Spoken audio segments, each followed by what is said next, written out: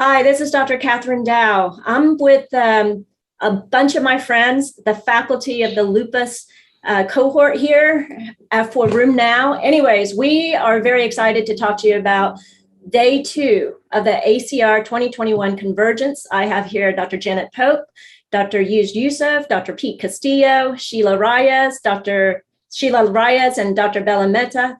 So we are so excited to share with you some of the things that we learned. So today, the session opened up with quite a lot of information. And from the Philip Hench lecture to the plenary sessions, I'm just going to throw this out there to the whole group. What has really caught your interest? What do you think that the audience should know? Let's start with you, Janet. Well, I think on the plenaries, if you're on hydroxychloroquine, don't stop it, because you do better being on it. And that could be an adherence thing, as well as obviously the drug works. If you take it, if you lower it or stop, it's not a good idea. And that was Sasha Brunatsky looking at a very large group of patients. And I found that is helpful when I'm trying to talk more about adherence to the patients.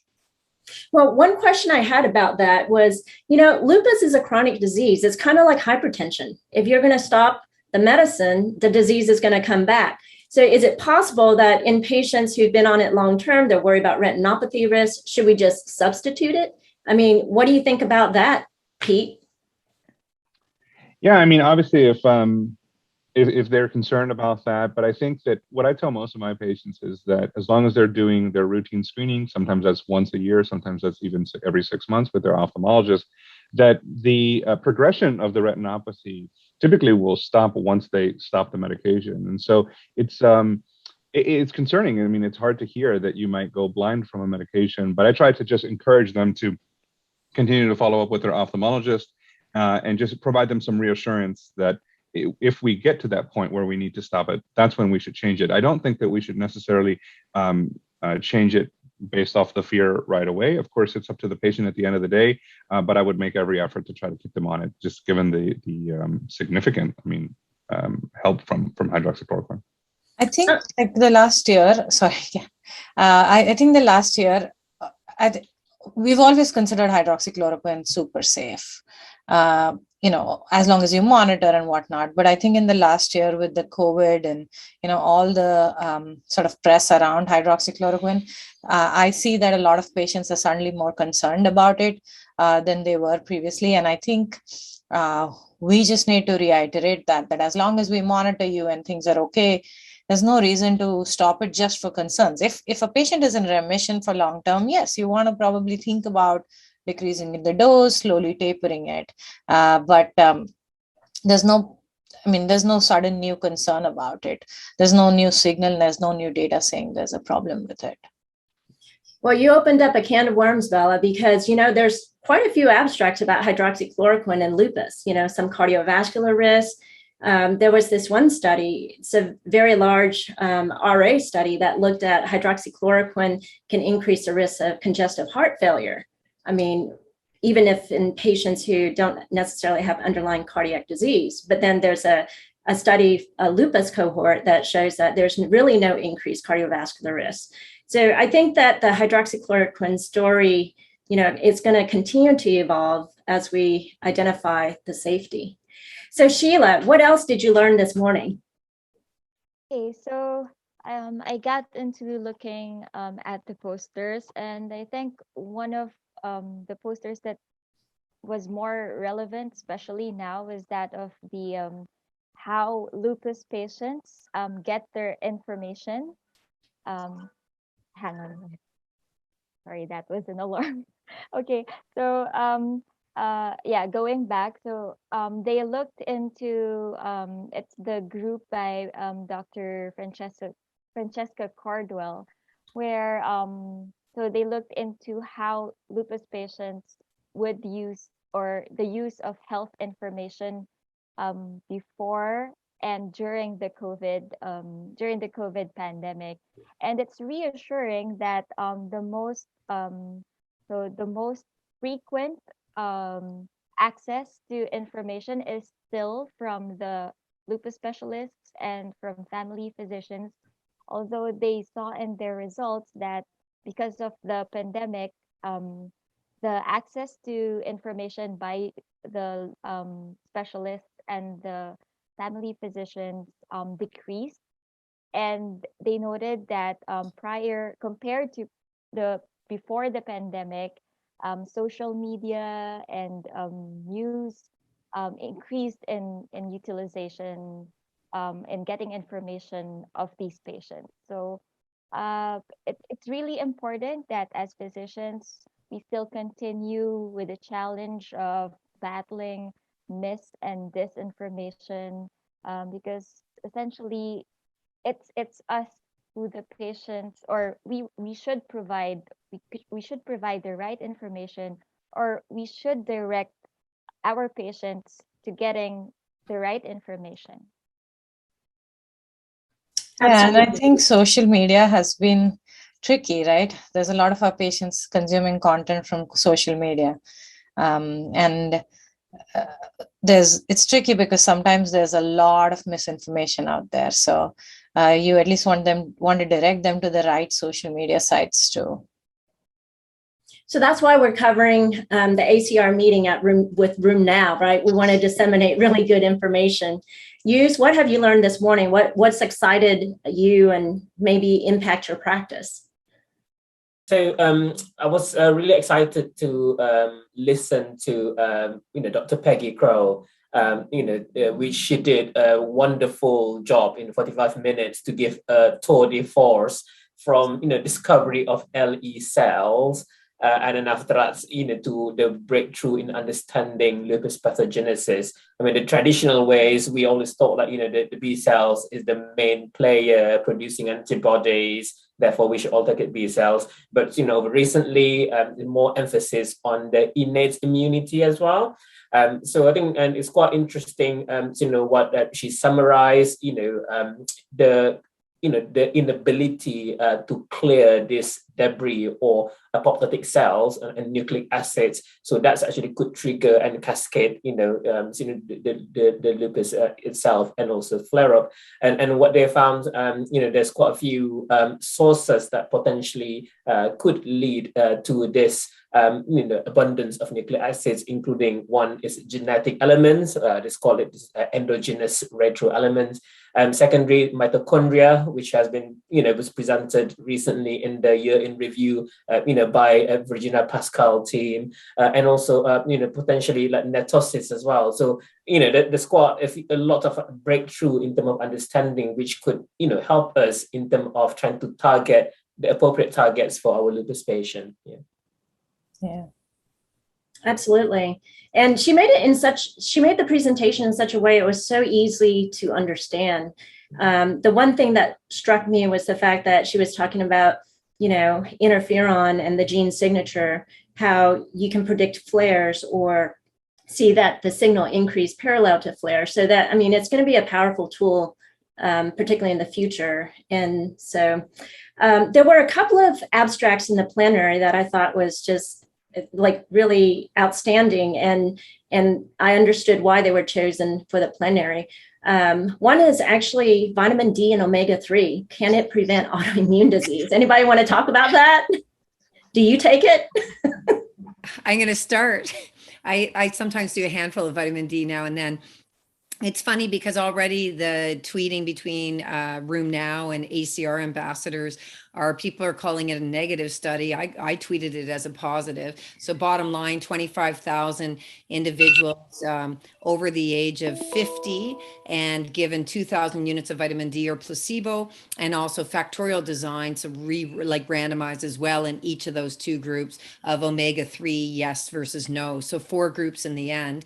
And vitamin D was positive on decreasing autoimmune diseases. Of course, the incidence of autoimmune diseases was low. So it's really, you start differentiating the curves early, but they become statistically significant, around 5 years or more. Omega-3, numerically less autoimmune diseases, not statistically. And interestingly, no interaction term between the two.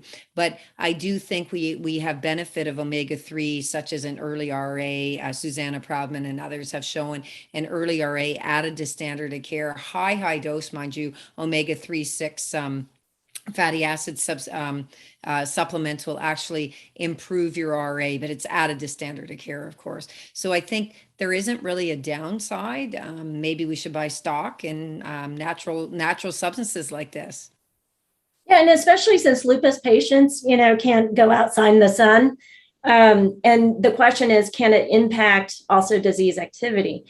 Now, the study only looked at patients who were older. I mean, could we alter the immune system, when we use it for patients who are younger and perhaps maybe at increased risk, like patients with family history?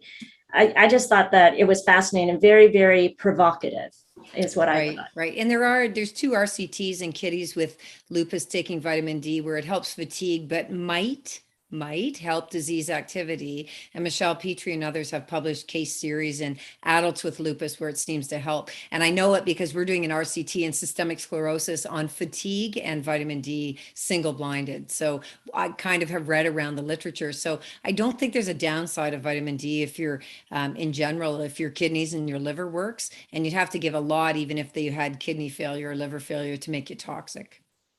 Right. Just to add, but sometimes studies with vitamin D is quite difficult to interpret, their results, because how sure whether the patient take this vitamin D like daily as they reported, or maybe if they give a booster dose, probably that's more slightly reliable. And there's also a lot of noises. You got a lot of confounding factors. So I think you just have to interpret it with caution. Right? Yeah, I think I have another take on this. I feel like it's not. I wouldn't put a lot of money on it. Yes, vitamin D, you should make sure that they are at level, but the confidence intervals or something, like they were like 0.96, 0.98, some of them. Is it significant statistically? Yes. Would it make a huge difference? I don't know. I wouldn't put a lot of money on vitamin D, and that's just my personal thought. So, what about you, Sheila? Would you take it? Seeing that it's 1:30 a.m. in your time zone. Yeah. Well, for me, like Janet, I think it's in a good. I think it's a positive. It's a positive study, and maybe who knows? Because of what they started, additional studies would still grow from it. But yeah, I give my patients vitamin D. Especially here in my country, even if it's a tropical country, we still see lots of vitamin D deficiency. Maybe not just with regard to autoimmune disease, but vitamin D deficiency in itself is really a problem. So yeah, I guess nothing will be lost if we give it, just as long as it's within the normal dose, and we regularly monitor, and there are really no contraindications for giving the vitamin D and omega-3 supplements. Now, we only have a few minutes left, so I'm just going to close out this session by just having everybody go around and tell me what abstract that you found fascinating and might potentially impact people's practice. So, Pete, you want to go ahead and start? Sure. So I was going over a poster from yesterday, and actually I'm eager to see a poster for tomorrow. The poster from yesterday was abstract 353, and it had to do with urinary ALCAM or ALCAM. In this poster, they had presented that previously they had shown, I believe the same group, that urinary ALCAM can be a biomarker for lupus nephritis. And in this study, they showed that it actually, urinary ALCAM, followed or trended with renal SLEDI as well as urine protein creatinine ratio. And so it may actually serve as a marker for disease activity as opposed to just a marker of the presence of disease. And then tomorrow, there's an abstract 1422 that has to do with a quote unquote liquid biopsy and so that's an interesting thing. I think Bella was interested in that, if I'm not mistaken, but I'm eager to see that and compare that with this study. What about you, Bella? I think there was a bunch of disparity abstracts this morning, which were interesting, discussing how we need to take care of our vulnerable lupus patients. And one of the abstract that stood out was multimorbidity in male lupus patients. And again, I feel like male lupus patients aren't that much talked about, and they're one of the sickest ones, and we need to take care of them much better. Sheila. So I'll probably just shift a bit because I really the rheumatology clinical pearls was the session was really interesting and highly informative. So I guess the pearl there, including that of the oral lesions in lupus, where the myth is that it's painful, but most of the time it's really painless. And clinical pearls like this can really help with practice. And I think additional would be the CRP levels, where if it's really elevated in lupus, it's not really a flare, but consider an infection first. So I think those are important points that I learned, apart from the good posters that were presented today. What about you, Yuz? Yeah, so just a poster that I saw today. So I think we all talk about adults. I'm just gonna move slightly about the children. So just talking in relation to disparity, I think there's one abstract that were presented. So they showed they divide these children, from 4 quartiles of economic backgrounds. So then they look into the outcome was the duration of hospitalization due to flare-up of lupus. So what they found, interestingly, people who were in the lowest in the quartile, like the 3rd and 4th, they actually, there's no significant difference between them and the 1st quartile. However, the people in 2nd quartile, so they tend to have the longest hospitalization, duration. So, it may be like now a lot of shift trying to improve disparity in the lowest quartile. However, the 2nd one seems to be forgotten. So they're stuck in the middle, so they're not really getting much support, or they can't quite cope with the injury themselves. So I think we need to really try to make everything equalized in all income levels, really. So I think that's important. Right. I'm going to round it out with you, Janet. Okay, just quickly, a shout out to poster 0865. And the bottom line is, if the patients with lupus, and over 4,000 patients, if they're in low lupus disease activity state or in remission, and they call it clinical remission on treatment, there's far less mortality. That's kind of intuitive, but it's the first time it's really been shown in a large group that I could say treating to a target matters, but at least patients who do well live better and longer. And then there was one about hydroxychloroquine, that the actual dose, milligram per kilogram, you will have less cardiovascular toxicity, since we talked about it earlier, including less life-threatening arrhythmia and less cardiovascular events if you're on higher dose hydroxychloroquine. And that was 0871, but that was only in non-smokers. So I wonder if smoking is such a major risk factor for cardiac events that it attenuates any benefit of Plaquenil anyway. And also there's a drug-drug interaction, or a smoking hydroxychloroquine interaction. So I thought both were pretty interesting. Now, these are all fascinating. And I'm going to round it out with some good news, which is today's plenary abstract 0956, where it shows that the trend for poor adverse renal outcomes in hospitalized children with lupus had actually decreased over the last 5 years. But there's still a disparity gap between Black patients and white patients. And we need to focus not just on clinical care and improving outcomes, but we have to think about other factors that could contribute to this. So like socioeconomic factors, being able to access care even. So this is our reporting day 2 for lupus. I want to thank the faculty. Keep following us on Room Now. Have a great day.